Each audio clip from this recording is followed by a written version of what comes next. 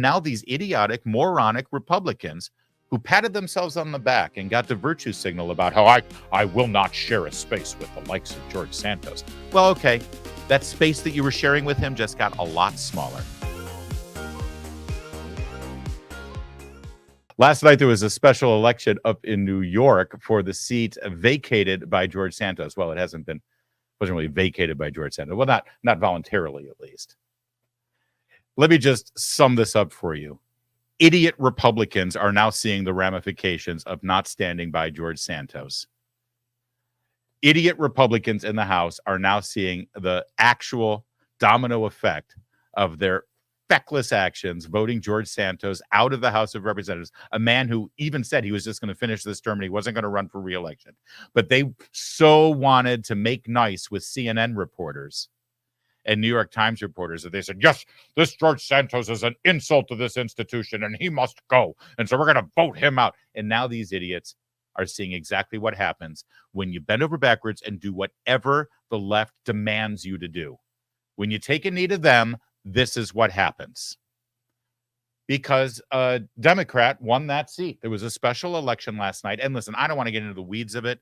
The nominee for the Republicans, Trump is saying that she didn't embrace MAGA enough, and that's why she lost. The anti-Trump Republicans are saying she was too MAGA, and that's not. I did see one clip of her. This is a Long Island district, by the way, which usually tends to be a little bit more Republican, a little bit more conservative. Although George Santos just won and beat a Democrat, so it had been. This is one of those districts that's going back and forth, right? But I did see her refusing to address head-on the abortion issue.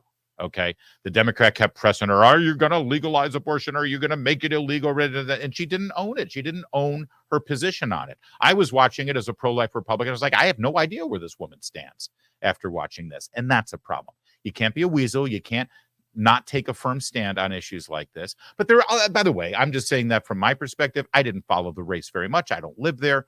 I'm just telling you that why she lost is there's a lot of different opinions about it. I actually have my own opinion that has nothing to do with political opinions or conservative political positions. I'll tell you that in a second. But the bottom line is none of this needed to happen if Republicans knew how to stick together and not bend to the left.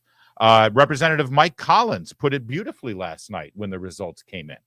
Who still thinks Republicans helping Democrats kick out Santos was a good idea? Anyone?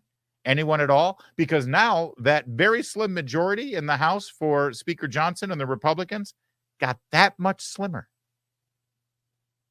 George Santos, by the way, took to X and he laid it all out for everybody. Take a look.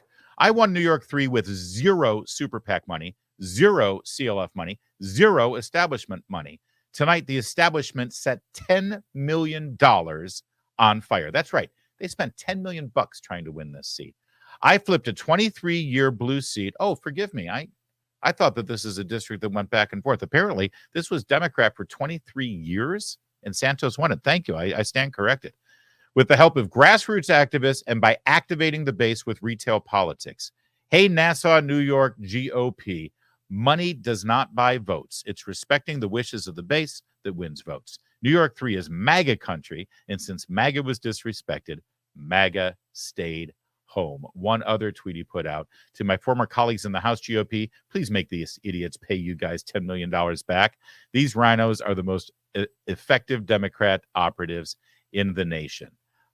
Listen, let me just say this. This is not about George Santos, in my opinion. This is about feckless Republicans not understanding how to play party politics, okay? Listen, did George Santos deserve to be expelled? No, I don't think so. I think expelling somebody is a pretty drastic thing. Now, would I have voted for George Santos? Well, I guess it depends on who he's running against, but George Santos bears some blame in what happened here, considering the fact that he seems to be a serial liar, a habitual liar, and a bit of a fabulist. But you know what? Just pause for a second here. This is not whataboutism. This is about truth and reality. You know, this is how you make moral decisions in life. You take a look at the big picture of issues and you determine exactly what the most important thing is, and then you follow your moral instincts to that most important thing. All right. So let's look at the Democrats for a minute. Ilhan Omar is on record saying that she puts her birth country of Somalia as her number one priority, her faith in Islam number two, and she never even mentioned where America factors in the ranking. Ilhan Omar has been suspected of marrying her own brother, violating immigration laws, violating voter laws, violating fundraising and campaign finance laws. And do you see any Democrats moving to expel her from the House of Representatives? In fact, you see Democrats circling the wagons and willing to take a bullet for Ilhan Omar. Rashida Tlaib is openly supporting Hamas terrorists over in the Middle East. She is also accused of campaign finance irregularities. Cori Bush is currently under investigation by the Justice Department and an ethics panel in the House over campaign finance violations and has openly supported terrorists. Do you see any mainstream Democrats? Do you see any movement within the Democratic Party to oust her or to even distance themselves from her? Nancy Pelosi is clearly guilty of insider trading. There's plenty of evidence that she and her husband and her family have enriched themselves by buying and moving stocks directly related to legislation that only she could have known about before it was made public. But they treat her like a goddess. And they'll all take a bullet for each other when push comes to shove. They circle the wagons, they link arms, even though a lot of them hate each other. But when a vote is needed, when a seat needs to be protected, Democrats fall in line. That's what party politics are supposed to be, I'm told. It's funny, Republicans are constantly telling us that we need to fall in line, that we need to suck it up. If we have a candidate or a nominee that we don't approve of and we don't like that much, well, it doesn't matter because the worst Republican is still better than the best Democrat. So you got to vote the party. Just suck it up. It's not always going to be perfect. But do you notice they never do that? They never do that when the chips are down. They constantly acquiesce. They constantly bow to pressure. What a double standard that is. And now these idiotic, moronic Republicans who patted themselves on the back and got the virtue signal about how I will not share a space with the likes of George Santos. Well, okay, that space that you were sharing with him just got a lot smaller, and it just keeps shrinking.